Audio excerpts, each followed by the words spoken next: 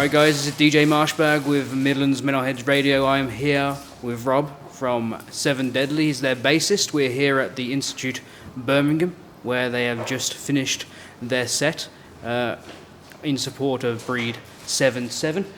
So you're 2 dates in for you now. How's it going? Really well, really well. I mean, considering we're the fourth band, we're the first band to go on. We're getting a good reaction. It's a bit hit and miss when you're the opening band on any tour, especially a 4-band bill. But we're managing to get a really good response from the people. You got to realise that these people are stone cold sober. Yeah.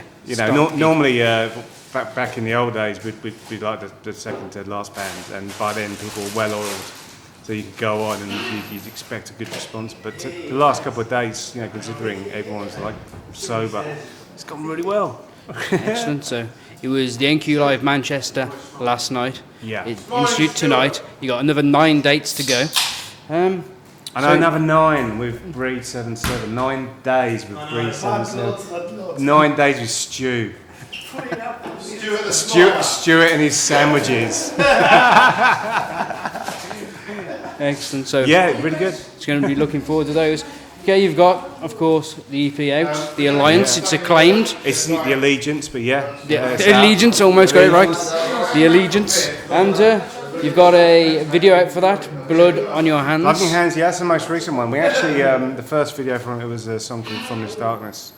We followed that up with a live video, and then we did one of those music lyric videos, words pop out or whatever. But yeah, Blood on Your Hands is the most recent one. It's just like a live studio performance with us, kind of like recording our album. There's some demoing in the studio and whatnot. And yeah, it's just a good representation of us live, but in a studio setting. So excellent. So you've had acclaim from the press for it.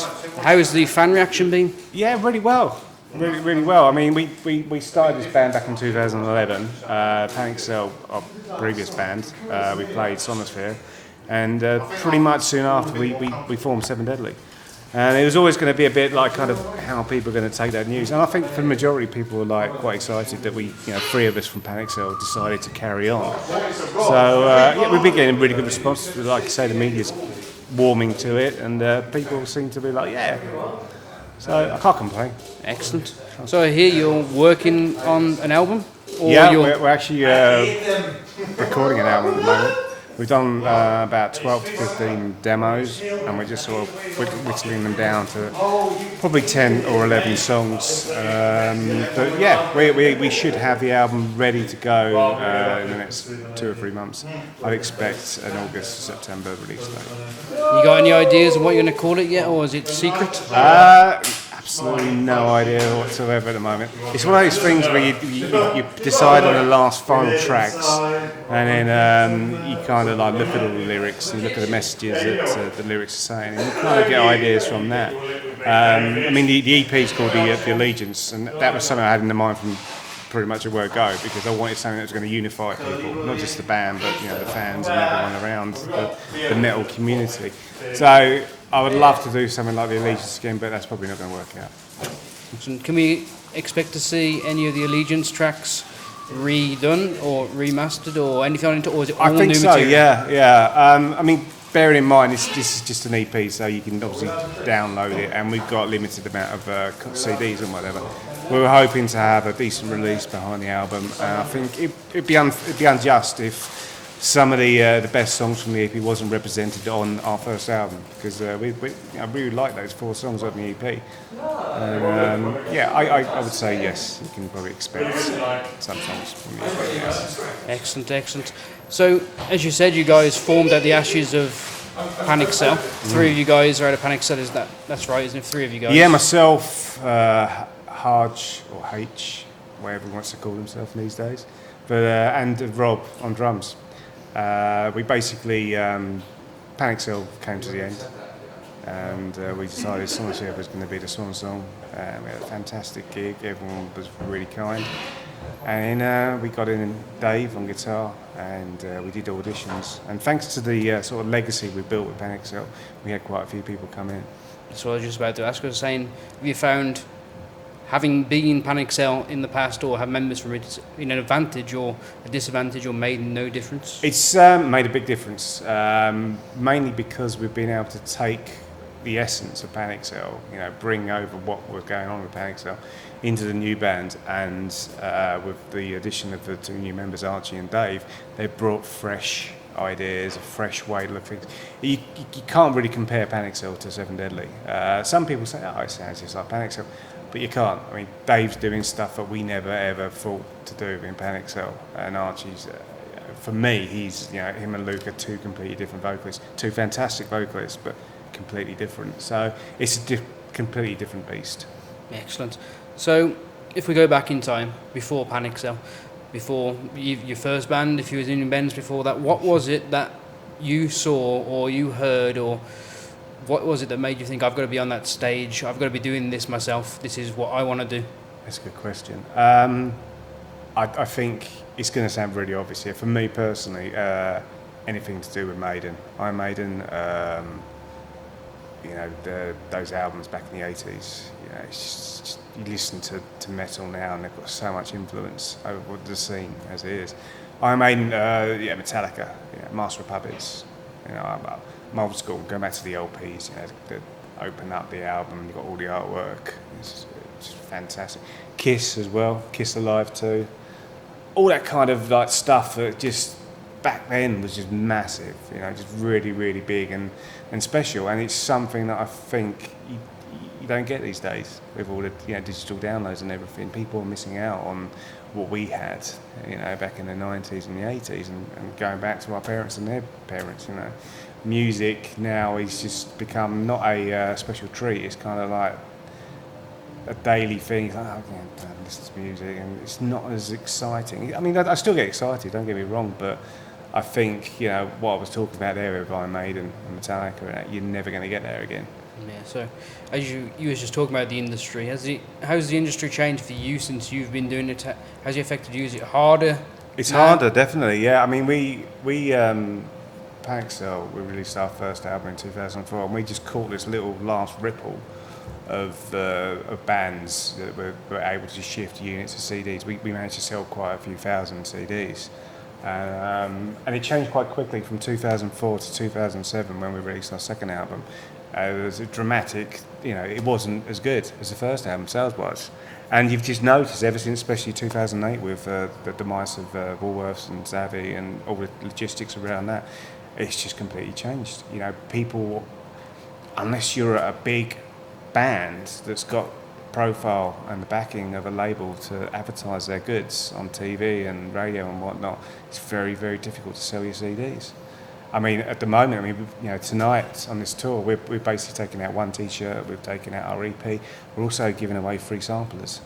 Because the reason for that is purely because we did like the free download. So what's the difference? Okay, it's a bit of money to us, but a CD, to give out a CD free, people will be more likely to go, oh yeah, I will listen to that because it's actually hard copy. Whereas if you say, oh, we've got a free download to give away, everyone's doing it. And you've got to do it to be in with a chance. If you haven't got the whole backing of the industry behind it, it's very, very hard out there. There's so many bands that want to achieve exactly the same thing. So you've got to be thinking on your toes, definitely. Yeah, because those people you just get that CD to, stick it in the car on the way back and listen to it. Well, yeah. Forget to take it out, and soon they're a Seven Deadly fan. It's got the name on there. I mean, I know, you can do like the download cards and things like that. They're fine, but it's one of those things that people can just chuck away quite easily. And I'm old school. I was trying to rack my brains. Like, what could replace a CD that wasn't digital and that people couldn't put into their computers or hook up via a USB to get those people back into the shops, to get the high street alive again. I was in HMV in Manchester earlier, and it's like, there's people in there, but it was like the racking was empty. Just massive signs saying, got into liquidation and closing down sale. And this is a really horrible thing to say, but I thought this feels like Poundland sort of shop. And all this music that's just sitting there that won't get sold and will just be fed out to other countries probably. I don't know, but it's just a sign of the times. And with that store going going, from our high streets. I don't know if it's totally going. I mean, I heard it was bought. I don't know, but once that goes, we have gotten. What have we got? We've got the internet, which is okay. It's cool, but you can't be going to a shop and picking up that CD. Yeah, but it's just a pricing point. But it's a difficult time, and I can't see the light at the end of the tunnel at the moment. But for any band that wants to achieve success in the music industry, they've got to think on their feet, and they've got to remember that it's a tough business out there. But if you go out, you're passionate, you're fun, you'll do all right. How you measure that success is a completely different story. Yeah, because there's so much piracy these days. You don't know who's got your music. Yeah, I mean, at the end of the day, I always remember Dave Grohl back in, I think it's 2003, 2004, he did an interview and he said, of course we want to sell our music, but every penny, no, if people are going to illegally download it, they're going to illegally download it. If it means them coming to a show somewhere down the line and maybe buying your T-shirt at the show or something like that, that's fine, But as soon as digital came along, then it was kind of like, whoa. The industry wasn't on top of things, and it's always going to be difficult. I think actually, if you think back to it, it's actually the CD that has caused caused things to be the way they are, because it was able to put it into your computer and rip it, and there you go. If a CD never came along, if it was still just LPs and tapes and whatnot, would it be different? I don't know. I mean, you look at record players, you can stick a USB cable into a record player and change them into MP3s now. You can indeed. You can indeed. So that is it's a bit depressing, but also, yeah, sorry, I don't mean to depress everyone, but it's absolutely right. Everyone's got to be realistic at the end of the day. Yeah, exactly. And I just was looking for a way to go into the next question, which is a positive one. You guys last year, Download Festival, takeover stage. Yeah. We got friends, and basically there was a lot of demand for us, and we got asked by Live Nation people heading up the takeover stage. Would you like to come and headline the stage? And of course, we were like, wow, that's awesome. Of course, we'd love to do it. And I think it was only like our third gig, something like that. And to go out and play to like 3,000 or 4,000 people, whatever, it was just fantastic. And we got a good response. And it's just considering, Panic Cell played Download 3-4 times. To go out there and play with a new band, I probably had a bigger rush than I did with any time with Panic Cell. And honestly, the Panic Cell gigs were fantastic. Absolutely. So yeah, that was a great honour to play Download. The whole legacy of Donington, So it's Donington. Yeah, it is. It's Donington. So as you just said, it's third or fourth gig. I know you're a veteran from Panic Cell. So I'm old, aren't you? No, I'm saying you're a veteran from Panic Cell. You're a veteran of Download with 3 under your belt or 4 under the belt previously, but you were still only a few gigs into the new band. Absolutely, yeah. It must have been nerve-wracking. It was. I mean, it's a bit different for us now because we're all sort of scattered about the country. So we get in rehearsals when we can. We talk a lot online. I mean, this is where the internet comes into its own. It's a definite plus. You can use your Skype and whatnot, and we'll have like conference calls, and you can work stuff online. Archie, our singer, he's basically a producer, so he's able to work stuff out. And Dave's studying music as well. Everyone's very, very, very passionate about it, but at the end of the day, everyone realises that we're all dotted around the country, so it's difficult in the sense that we're not always a unit, but when we get together, especially like when we get on tour, you watch the likes of Breed playing, and you just sort of all comes back, and you're like, yeah, this is why you're in a band, because it's all about the music. It's all about the music, isn't it, Paul? Yes. Music. Yeah. I didn't say that. Yeah, absolutely. Paul's right. It's all about the music. So you guys are actively out there on the social networks? Yeah, definitely. I mean, I take a big interest in the social media side of things. I was on MySpace back in 2004 when that reared its head, and we grasped it. We took it with both hands, and we connected with people. And obviously Facebook has taken over. It's quite hard because everyone's on Facebook. All these bands are on Facebook, and yeah, it was like, I'll get as many likes as I can, you know, and you got to be realistic, you know, you're not, everyone's going to click on that like button every time. The proof's in the pudding when you come out on the road and people come to gigs, and tonight, you know, to see that room quite packed for the first band on, it's just testimony, not just to the bands on this bill, especially Breed, obviously, because they're headlining, but it's testimony to the public, because they will come out if there's a good event on. And tonight's a good event, and people proved it. You know, Friday night, bang, they're in there, and they're like I said earlier, they're stone cold sober. So to get a really good reaction like that, it's very positive, and it's kind of like heartwarming to think, okay, yeah, there is a future out there for the music business. How it's going to turn out in the end, you know, I think it's a tricky one, but I think there is a positive future somewhere. That is the positive side of the digital age. Is you're closer to your fans than you've ever been before. I think, you know, most bands are realising that the divide is still there to the extent that that realise that, you know, anyone can connect with you, and I think you've got to be open to a point. And for the likes of us, you know, we're obviously, doors are wide open, but the bigger bands, obviously, they'll take it to a certain stage, and then you won't get if you message them on Facebook, you won't get that. But with the likes of us, you message us on Facebook, 7 Deadly 1, you'll get a reply. And of course, you've got a Twitter as well. Got a Twitter? I have a Twitter. Yeah, absolutely. I mean, the main thing, we've got the hub, we've got the website, 7deadly1.com, and then the social networking works around that. And, you know, like any good website, you go there and straight away you should be able to find the social media. But yeah, Facebook, Twitter, they're both really important. YouTube, Facebook. Probably the 5 most important things for us as a band is iTunes, Spotify. And I know there's an argument there because Spotify, you're streaming the music. But again, it goes back to my point, what Dave Grohl was saying, it's not about every penny. You know, if someone wants to listen to music, they're going to listen to it now. You might as well just say, okay, fine, listen to it. And if you like it that much, they'll come back to you. You know, so you've got iTunes, Spotify, you've got Facebook, Twitter, and obviously YouTube. I say it is quite a good thing being able to sample it first, because some people then go and buy it, whereas they wouldn't, if in the past, wouldn't be able to sample all these different bands and decide what they want to buy. Where you just see a cover and you might think, oh, that looks okay, but is it going to be any good? I don't know, so I won't buy it. It's kind of like that, definitely. I think it's also kind of like back in the day, you know, you'd hear a song on MTV, watch a video on MTV, and that one song would be enough for you to go, right, I'm going to buy the album because that song is fantastic. And then, you know, sometimes the album would turn out to be good. Sometimes the album would turn out to be not that good. So Spotify is sort of, you know, in between. It's great that you can listen to this music, but if it isn't to your taste, it's very easy to walk away from it.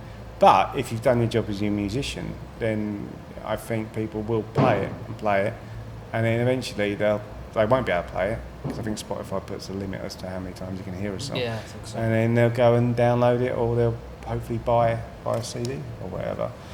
It's all about profiling yourself, putting yourself out there right, and you know, if you do that job, and then the public in one form or another will eventually buy into a band. Excellent. It's all about perseverance. It is. Plus you get to find, I think it links to bands that are similar to what you already like, so if you listen to one, you can get onto other bands you might never have heard of. Yeah, that kind of absolutely, thing. Yeah. So we talked about Download last year. I know you're on the rise at the moment. Any hinting of another summer festival this year? I maybe? would love to say yes, we're doing all the festivals, but the priority right now for 7 Deadly is to get the album done, because without the album being out and being as best as it can, there's no sniff of a festival for us. We've got to put something out there that's going to wow people. It's going to wow people in the public and the industry. So, yeah, who knows? You know, something might turn up. You know, but right now the priority for 7 Deadly is getting the album done, and then we'll see what 2013 brings. I mean, we're hoping we'll get another tour or two. But you never know, you might get some festival action. Taking the music to the masses. Yeah. So, what can we expect of 7 Deadly in the next few years? What? I'd like to think that we'd obviously get the album out this year. Yeah, that's a definite. I think 2014, if I'm realistic and the band's realistic, 2014 is when the festival action is actually going to happen. I think we'd like to follow up the album, with another release, maybe another EP. Certainly, some B-side action, maybe a single that you can't get off. Just drip feed material out and keep people interested. We're going to take this as far as we can. Everyone's passionate about the band. Everyone's passionate about playing. I think it's been proved on this tour. We're only 2 dates in, and we're all buzzing. It just drives it home why you joined the band in the first place, because you want to play. And so much bullshit gets in the way. The business gets in the way, and it makes things very difficult. But if you can detach yourself enough, and especially if you come on tour and go and play the blinding gig, you come off and it's just the best feeling in the world. So, watch your space. Excellent, guys. Watch this space. Thank you, Rob from Seven Deadly. Cheers. For joining me here, and all the best for the rest of the Breed tour. Thank you very much, sir. Good Cheers. talking to you. Thank you.